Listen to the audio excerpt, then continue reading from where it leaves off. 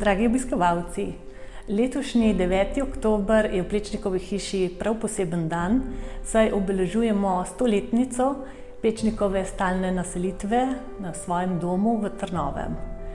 V bistvu se je Plečnik po desetletjih življenja v tujini jeseni leta 1921 za stalno naselil v Ljubljani, v svojem domu, katerega stalnega naslova potem niti ni spreminjal.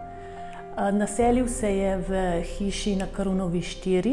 To je bila hiša, ki jo je že leta 1915 kupil njegov starejši brat Andrej in naj bi postala, v načrtih je bilo, skupni dom vseh Plečnikovih, kar pa se žal nikoli ni uresničilo. Tako da arhitekt Plečnik si je najprej v pritličju uredil kuhinjo, v nadstropju pa 2 sobe z risalnico, kjer je imel seveda dovolj prostora za svoje ustvarjanje.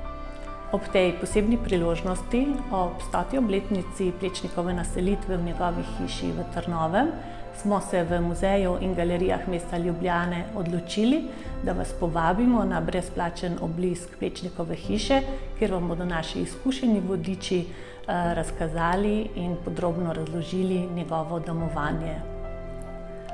Vljudno vabljeni v hišo, kjer se je porajala Plečnikova Ljubljana.